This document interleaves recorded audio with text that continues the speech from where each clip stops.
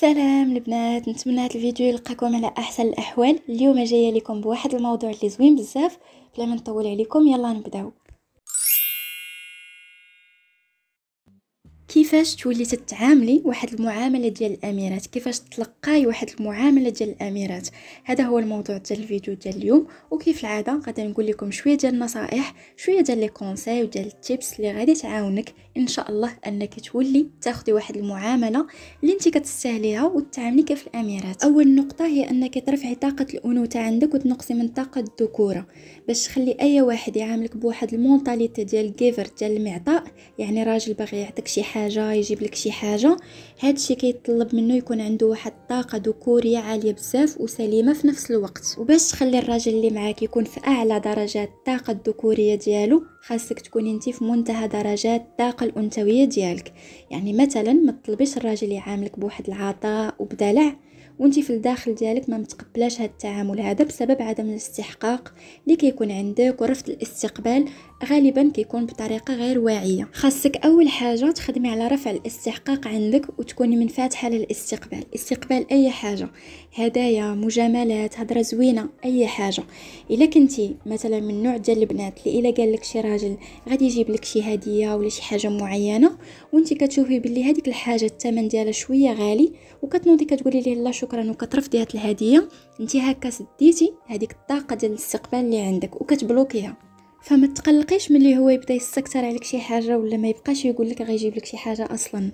بزاف ديال البنات كيعانيو من هذا المشكل هذا ديال عدم الاستحقاق.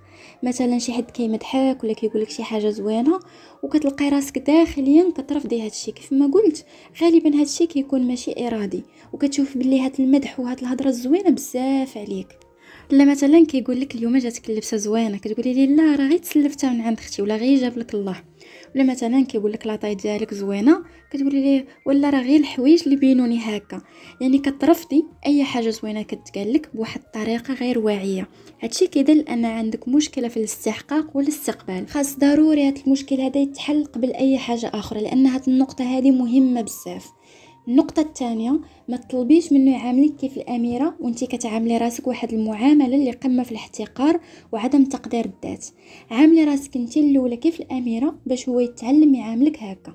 ما تكونيش انتي مبهدله، شعرك مشعكك واخر مره مشيتي عند الكوافوره هذه عامين وباغاه يعاملك كيف الاميره. الا انتي ما كنتيش كتشوفي راسك في المستوى هذا هو عمره ما غيشوفك فيه، وما عمره ما غيعطيك المعامله اللي كتطلبيها ولا المعامله اللي كتستحقيها. هادشي بعيد على التصنع، بالعكس خاصك ديري هادشي باش تثبتي ليه وتثبتي لراسك انت الاولى انك فعلا شايفه راسك مميزه وتستاهلي احسن حاجه واحسن معامله. هادشي غيجي من بعد ما غترفعي الاستحقاق ديالك. ديري مثلا لراسك واحد الروتين يومي ديال الاهتمام براسك، جيبي لراسك هدايا، كيف ما كيقولوا انت دلعي راسك، خرجي واستمتعي، ما تسنايش شي حد يخرجك. فاش غديري هادشي اوتوماتيكمون الاستحقاق ديالك غادي يبدا يترفع بوحدو. ثالث نقطه، بغيتك تخرجي من عقلك كاع التوقعات اللي قليله، كاع اللو ستاندرز اللي انت متمسكه بهم بغيتك تخرجيهم من عقلك في مره. اللي مثلا فاش كتكوني مع شي راجل وكيعاملك بهم كتفرحي وكطيري بالفرحه. دائما خاصك توقعي احسن معامله. حنا للاسف كبنات عربيات تبرمجنا على اساس حنا اقل، ما مسموحش لنا نديرو شي حوايج اللي مسموح للراجل يديرهم، وهذه عيب وهذه حرام، وتربينا على ان الراجل ديما هو الاول وحنا كاينين في هاد الدنيا غير باش نخدموا الراجل ونسهروا على الراحه ديالو. وللاسف هادشي كامل غلط. حنا ما تعودناش في التربيه ديالنا ان التوقعات ديالنا خاصها تكون في واحد المستوى عالي. حتى مثلا بعض المرات كتشوفي شي وحده كتعامل بواحد الطريقه زوينه من طرف الزوج ديالها، كتشوفي باللي هادشي ما كيناسبكش وباللي هادشي بزاف عليك. كيف ما قلت هادشي غالبا كيوقع بواحد الطريقه لا واعيه ولا اراديه، في حين ان ممكن هادشي يكون الحد الادنى ديال الاهتمام وديال الحب في اي علاقه. ولكن للاسف انت كتشوفي هادشي اقصى طموحاتك. وغنقول لك واحد الحاجه، ان الراجل كيعجبو الحاجه اللي كيستثمر فيها. شوفي مثلا فاش كيجيب شي طوموبيل جديده حاط فيها كاع فلوسه، كيتعامل مع هذيك الطوموبيل بحال شي الماس، يحاول يحافظ عليها باي طريقه. فرا نفس الموضوع. بيان سور انا ما كنشبهكش بالطوموبيل ولا بالممتلكات ديالو، ولكن هذه هي الحقيقه ديال الرجال، انهم ما كيفرقوش. اي حاجه كيستثمر فيها فلوس ووقت وجهد هي اللي كيشوفها كتستاهل انه يحافظ عليها.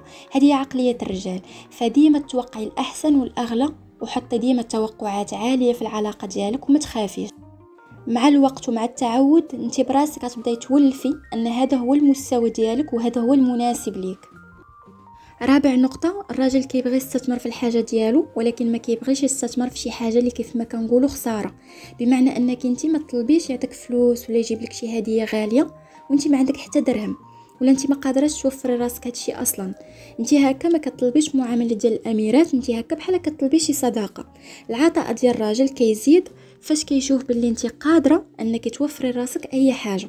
هذه هي طبيعة الراجل، فاش كيشوفك قادرة توفري راسك اي حاجة وقادرة تستغني عليه في اي لحظة ومحتاجاش ليه بزاف، هو هكا غيحاول بجميع الطرق انه يدير شي حاجة اللي تشد الانتباه ديالك اللي انت ما قادراش مثلا ديريها لراسك، غيحاول يقلب على كيفاش يحافظ عليك.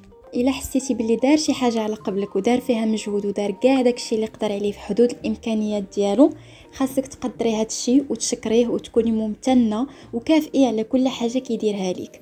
معامله الاميرات ماشي معناها باللي انت في العرش وغير كتاخدي وما كتعطيش. الا الراجل ما حش بالتقدير منك ما غيعاودش يدير شي حاجه اخرى على قبلك. نقطة أخرى، معاملة الأميرات ماشي غير من الراجل، لا بالعكس هذا لايف ستايل، واحد أسلوب حياة. كاع الناس كتشوفك هكا ماشي غير راجلك. إلا شفنا الأميرات والملوك والبروتوكول ديالهم، شكون حط لهم هذا البروتوكول؟ الملوك براسهم هما اللي حطوه.